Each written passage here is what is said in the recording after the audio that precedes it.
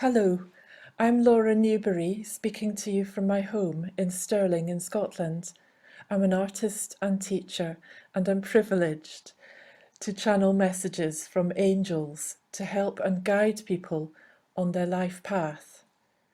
Since the publication of my book, An Angel's Guide to Working with the Power of Light, I've received emails from around the world as people relate back to me the extraordinary effect of this book and how it's influenced their lives. Readers of the book are men, women, and young people from all walks of life, and they tell me that the angel's words speak directly to them from the page, and often the book actually opens at an appropriate page with a message of guidance. The angel's messages are timeless, bringing hope, guidance, and clarity on the many questions that we face in today's world. Transformation and healing are the key themes of these angelic communications. We love you all and take great delight in communicating on things both great and apparently small, but nothing is too small for us angels, and we urge you to keep asking, for our power to help is unlimited, and you are not being greedy or taking another person's share by asking us. This is limited human thinking. As long as you keep a loving heart and have the good of all the world as your aspiration, then nothing can be too small or big to ask.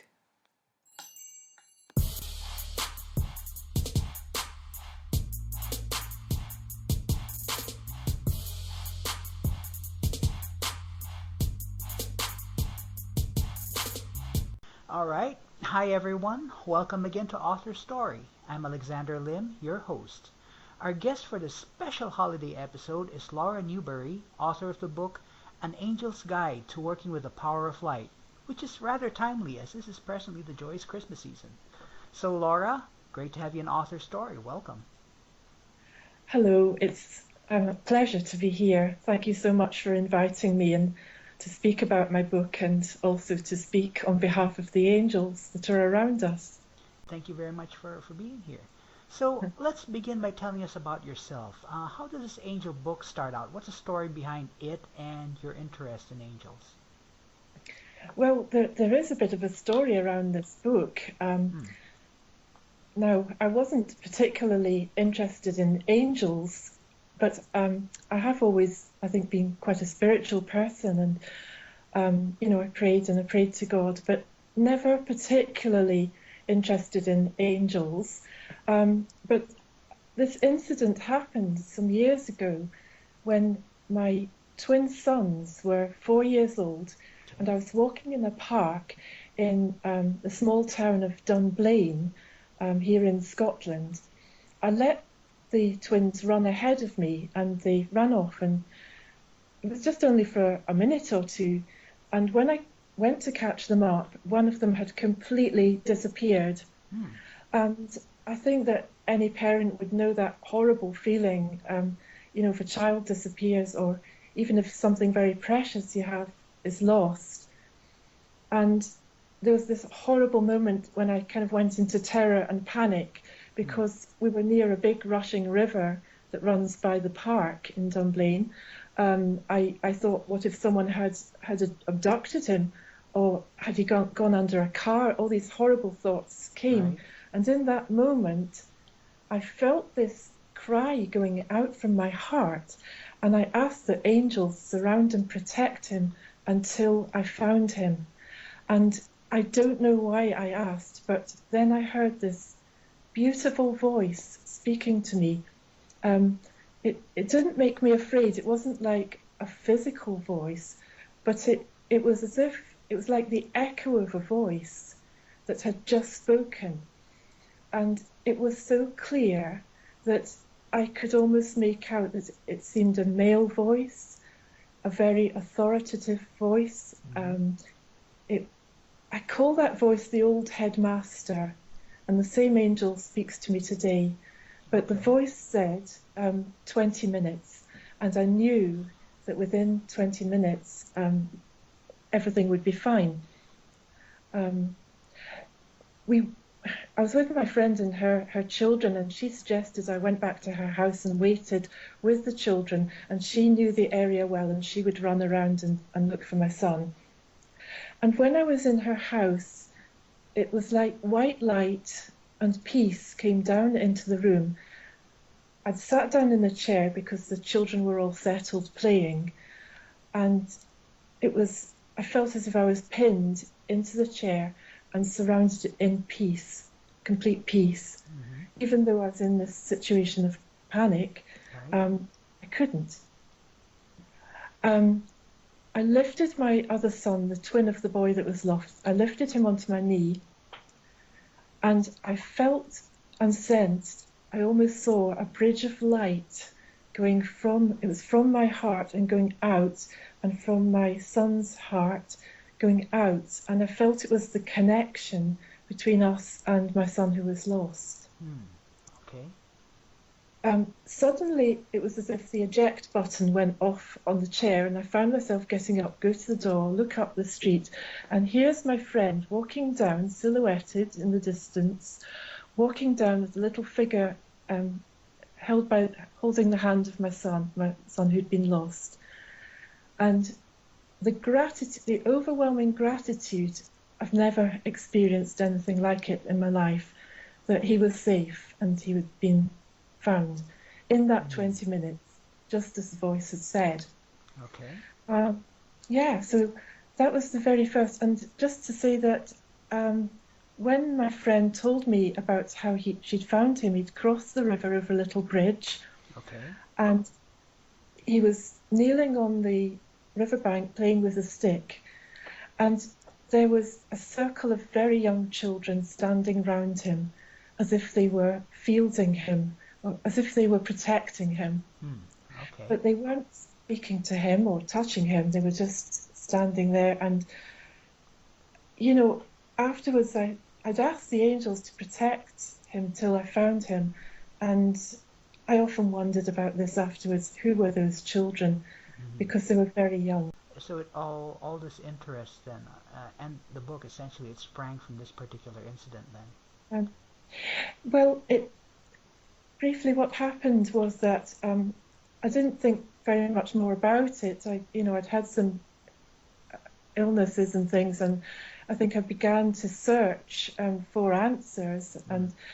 But 8 years after this incident in the park, the same son became very unwell very quickly. Okay. And I had had a period of having 2 years of debilitating headaches, just dreadful, dreadful headaches. And so then the son was unwell at the same time. And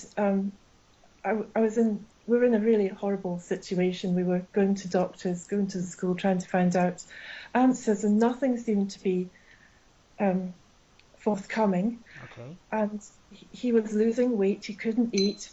And then we'd been to see a specialist, and he'd said, come back in 3 weeks. He wanted to run some tests. Okay.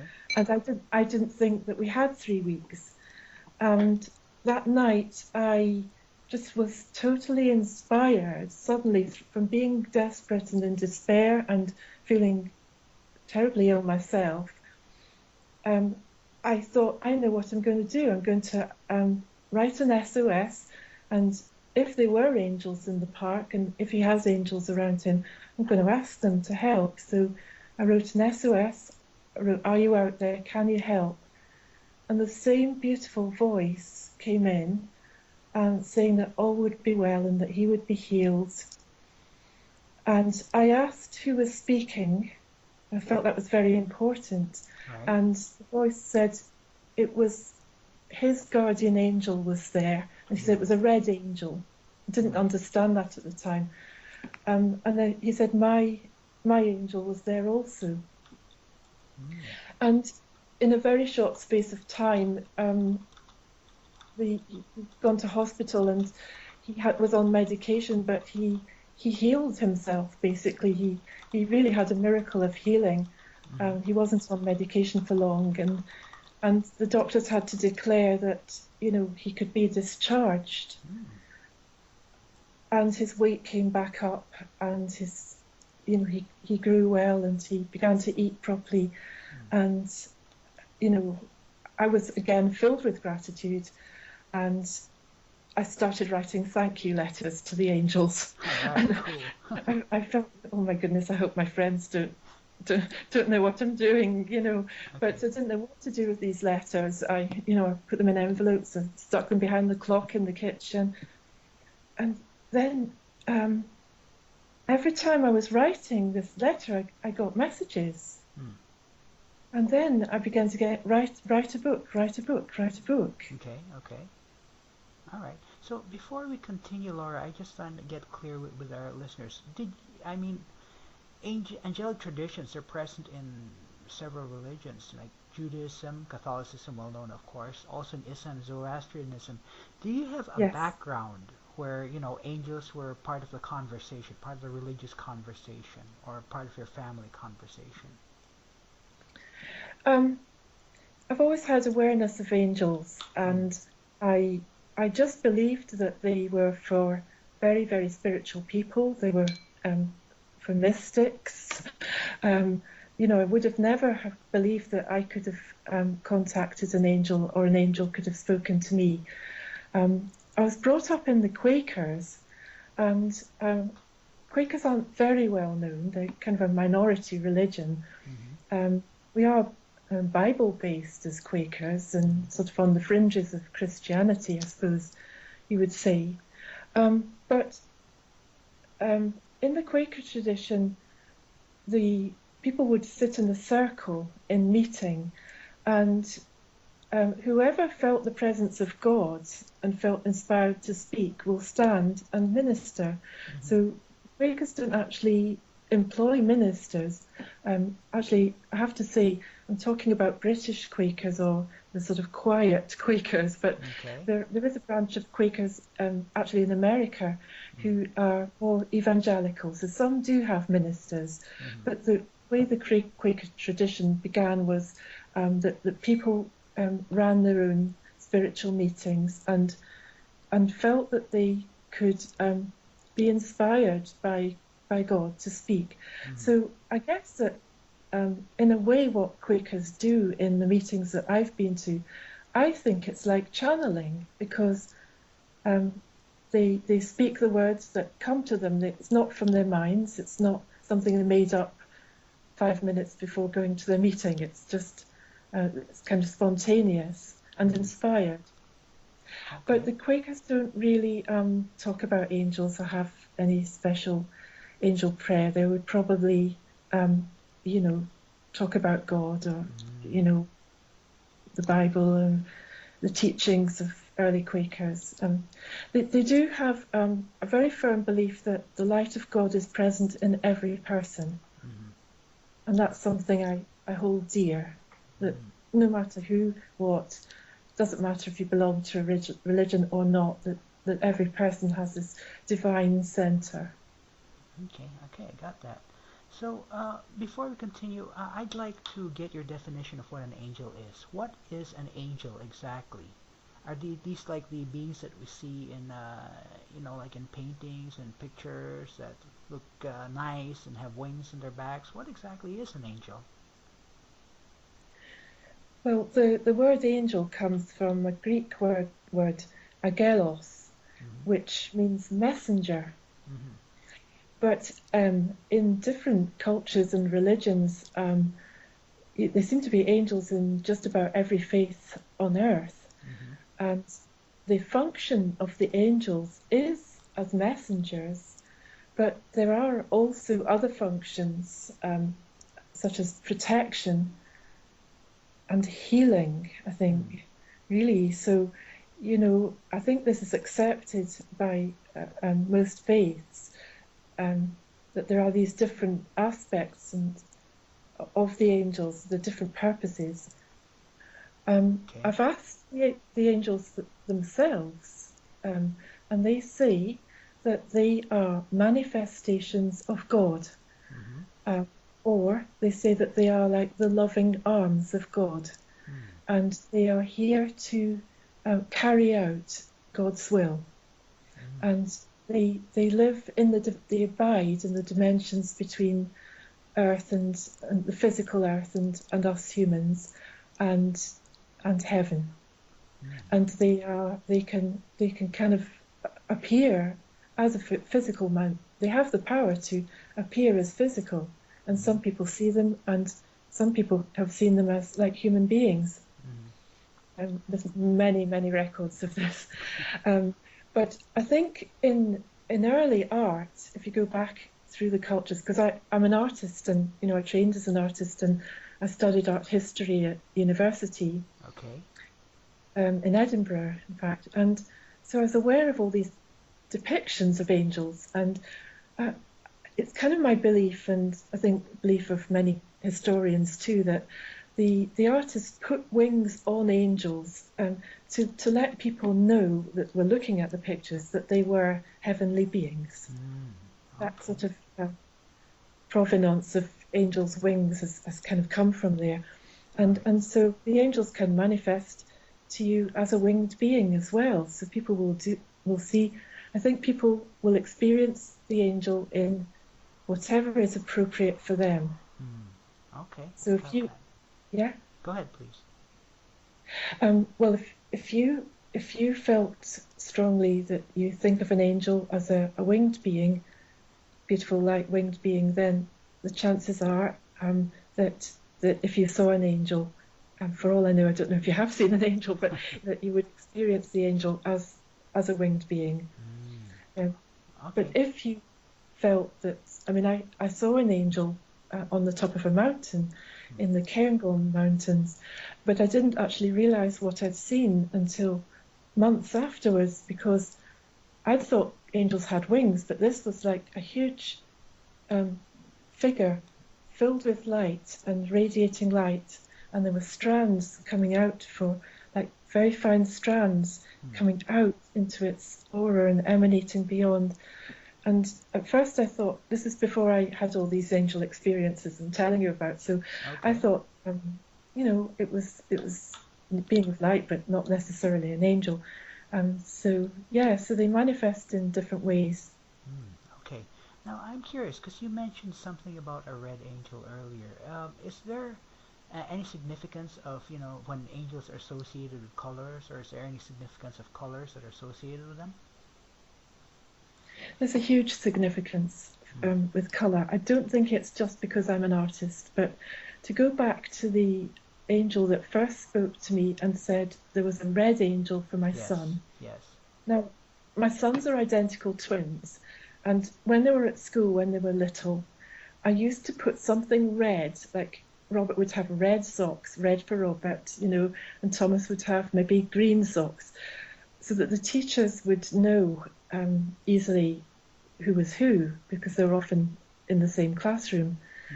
Mm. Um, Now, I don't think it's a coincidence that this red angel with Robert turns out begins to speak to me a little bit more as the twins grew up, Mm-hmm.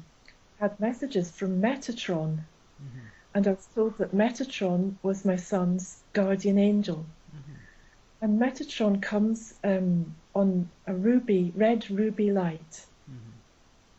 And um, this angel is the angel of sacred sacred maths, sacred geometry, Mm-hmm. um, and also looks after gifted children, Mm. among Okay. other things. Now, Right. both my sons are very gifted mathematicians, Uh-huh. and both doing PhDs now in maths Okay. in England. Cool. So, I began to find out more on how this connects, and I think there is a sort of this belief of sort of divine rays Mm-hmm. and color vibration, and the angels, different angels kind of connect with different color vibration, Right. So because like, everything's vibration. I see. Okay. So like, say an archangel, let's say like Raphael. I mean, what would be the significance of the color that's related to him? Just an example, like say Yeah, Raphael. I could give you, yeah, that's a good example. Um, Raphael always seems to come in on a deep emerald green colour. Okay. And sometimes, if people were to sort of have a visualization in their mind or the presence of Raphael, they would often talk about green or sometimes a little bit of pink around the edge of the green. And these are also relate to you've heard of the chakras or energy centers in our bodies. Yes. Okay. And there are 7 main chakras, Mm-hmm. and starting at the root chakra and Right. working up through the rainbow colors. Yeah. Yeah. And the green is at the heart, there's a pale green and also magenta pink, Mm-hmm. relates to the heart chakra. Mm-hmm. And in a way, that is where Raphael would connect with us, because I see. when people have a healing, because Raphael's the healing angel, the healing will often be in the heart. So the colours do seem to have a very important function. If I pick up an angel for someone, they'll often show me the colour first in my mind's eye. So, Okay. it could be green, Raphael, blue, Michael. And I so, see. yeah, I think it's to let us know who's the bringing the message. Okay. Cool. I got that. So actually, this kind of moves into my next question. I was going to ask, by what are the means by which the angels communicate with you? So it occurs to me this comes across a visual communication, and also you mentioned like you hear words from them, messages from them. Is this the way they usually communicate with you? Yeah, although I'm an artist, as I've mentioned, I seem to pick up the messages more through my hearing. Hmm. And so it's, if someone speaks to you, like I'm speaking to you, and instantly you have a memory of the words and the voice. Mm-hmm. And it's as if someone has just spoken in my ear. Mm. That's so as I know it's not my thoughts, because my thoughts are different than that, but it's like a loud thought. It sometimes has become a physical voice, Mm-hmm. just in situations where the angel is maybe trying to get my attention. Mm-hmm. So you'll hear of people who are driving their cars, and they might suddenly hear a voice saying change lane, and they just do it because they've been told, and it's only afterwards they realize, where did that come from? Because Right. if they hadn't changed lane, they would have hit something. So, I get more in the voice, but they do show me impressions, which is like the colors, and that's in my mind's eye. You know, Mm. I have, but every time I say something, I think, wait a minute, there was once when I saw a pink cloud around someone. So I do sometimes see the color outside as well. But um, yeah, the Okay. angel's words they're also very kind of specific. I know it's not my style of writing. So when they said write the book, they said go to the computer, don't do it by hand, but go to the computer and type. And Okay. it was as if I had a little screen in front of my eyes, and I would see a few words come up, and I would type down these words, and then a few more words would come up. So I never actually knew the end of the sentence, let Mm. alone the end of the paragraph. They only gave me bit by bit. Um, so that is how I wrote the whole book, Mm. just word by word, sentence by sentence. And then I would read back, and then sometimes um, I would think of a question I wanted to ask, and then I'd ask the question, I'd sit and wait, and then another downpouring of words would come. Mm. But it was as if I was seeing the words on the screen. So it's kind of a mixture of through my ears and through my visualization, my imagination, or no, imagination's the wrong word, because that sounds as if I made it up, but this Right. picture will come in. Yeah. Okay. I got that. So, as far as you're concerned, then, what is important where, insofar as receiving messages from the angels is concerned?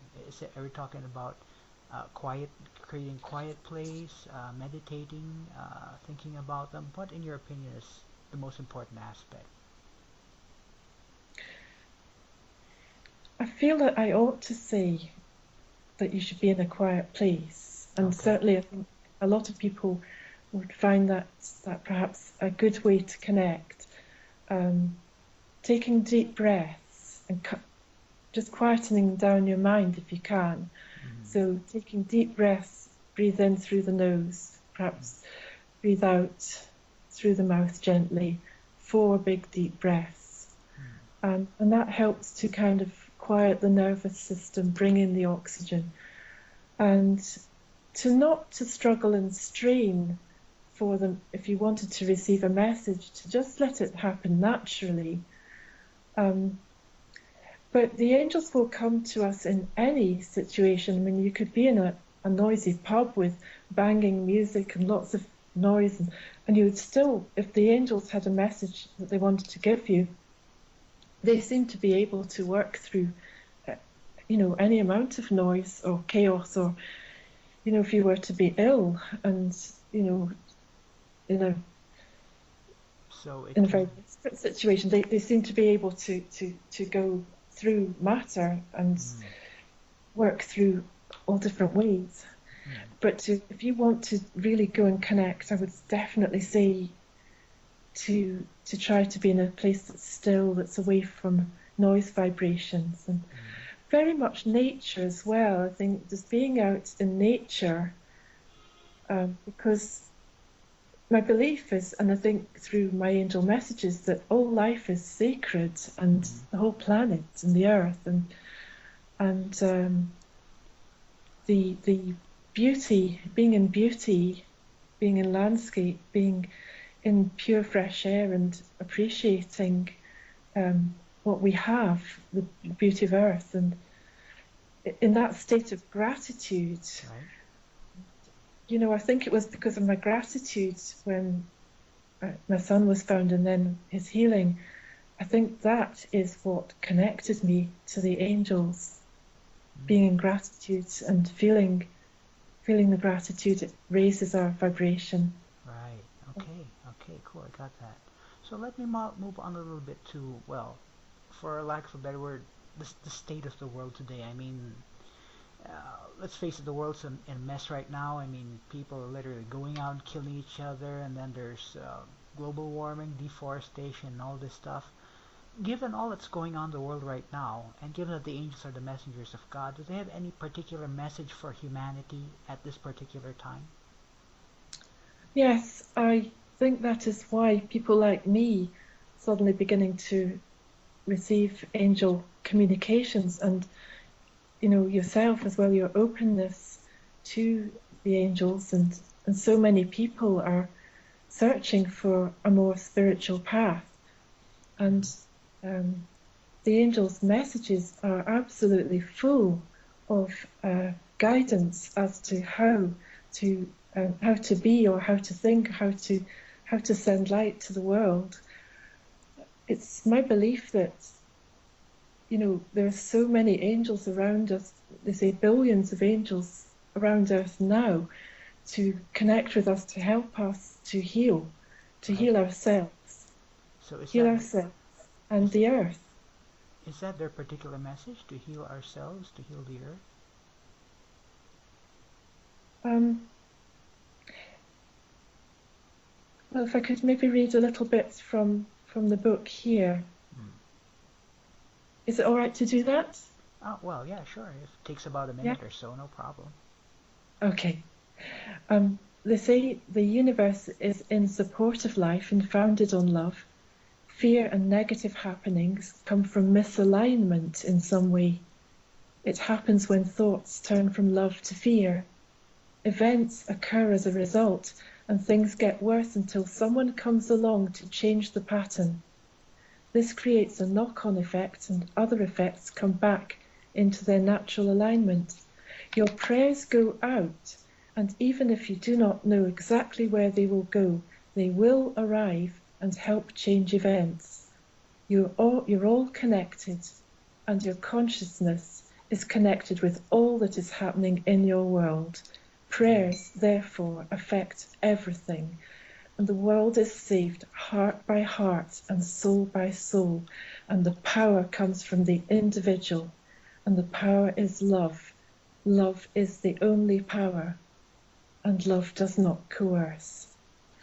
And the messages that they keep giving is that when we can get ourselves in tune and follow our gifts, and then we are giving out peace, and we're radiating out and helping others, and it's that sort of chain of helping others that's what will reach further and reach out to these places where these terrible deeds are happening. Right. Yeah, and that's the angel's message. Okay, fantastic. That's a deep message right there. Okay, now authors who write nonfiction books, they sometimes go on a journey as they do so. Was there anything that shifted for you after the book compared to before? In other words, did you undergo a journey of sorts while you were writing the book out? Absolutely.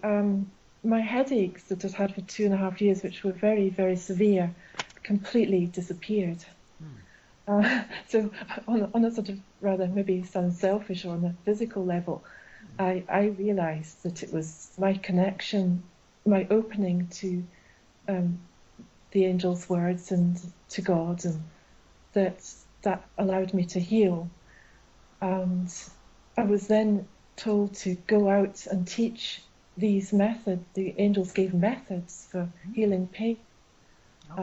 And yeah, I was told to go out. So it set me out on a journey to, I now do angel workshops and help people connect with their angels and take messages of guidance for people.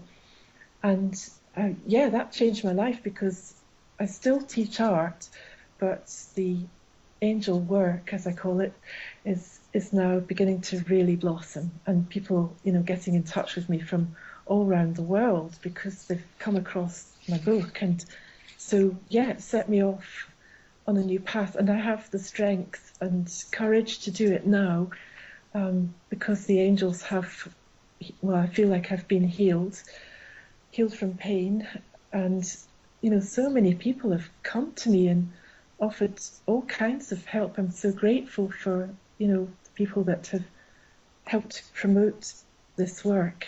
Right. Okay, That's cool. been my change. All right, fantastic. Okay, now, I mean, granted, there are always going to be some people whose minds, once they're set in something, it'll never change. But let's say you came across someone who's, kind of like a skeptic, but who is also open-minded. If you could tell that person only one thing about the angels and or, the angelic realm, what would you tell him? What would you tell that person? What would be that one thing you tell him? I think I would tell them that it doesn't matter what you believe. You don't have to believe in angels. But if you are true to yourself and follow your own gifts and follow your heart and be inspired by that which makes you feel joy and happiness, which I obviously believe that's from God and the angels, but just to follow that inspiration, that flow of energy, that we're in this beautiful world and everything is powered by this energy, then in effect that person is radiating a lot of light and helping others as well. Okay, If that makes any sense. Yeah, to be true to themselves. okay. All right, cool. Got that. Okay, so Laura, what's your ultimate vision for this platform of yours, spreading the angelic message? In other words, what would you like to have happen at the end of all this, once everything's been said and done? Well, I'd like my book to be much more widely read, Okay. obviously, and Yeah, yeah. you know, I want to promote the Angel's book, and they've told me that it's going to be widely read, and that's beginning to happen. Mm-hmm. I'm also writing, in the process of writing another book now, Oh, okay. and this, yeah, and I'd dearly love to get this second book out into reality, into publication, because it's messages from the angels of earth, from the divas, Mm. the angelic beings that guard earth and protect earth and the rocks and the plants and the water. Mm-hmm. And it's really a book about the environment and how we can help to cooperate with the spiritual guide of the environment and to save our planet. Mm. Okay, so does this book have a title yet, a working title, or are you just like really working on it right now? You're asking me some fantastic questions, actually. I've been given a kind of rough title by the divas that are Okay. helping me the messages, and the title so far is A Diva's Guide to Earth Healing, Hmm. Messages for Our Times. Okay, interesting. Very nice.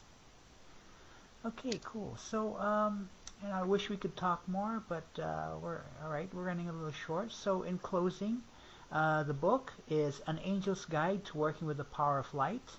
The author is Laura Newbury, and you can find her book at her website, www.lauranewbury.co.uk. That's Laura Newbury, one word, LauraNewbury. And you can also find on major online bookstores. Laura, do you have any other social media pages they can maybe look at to check this book out? Oh, thank you for asking. I do have a Facebook page for the book. Okay. This is, and so people can sort of see the upcoming events like workshops or, what I'm up to. www.facebook.com/An Angel's Guide, all one word, An Angel's Guide, capital A, and capital A, Angels, capital G, Guide. Okay. All right. Cool. So, listeners, feel free to check that one out. So, Laura, thank you very much for your time. Thank you very much for being an author story. You know, it certainly gives a great deal of insight into beings that not many people are directly aware of, and we certainly thank the angels as well. Yeah. Thank you very much for inviting me. It's been a pleasure, and I wish we could talk more as well.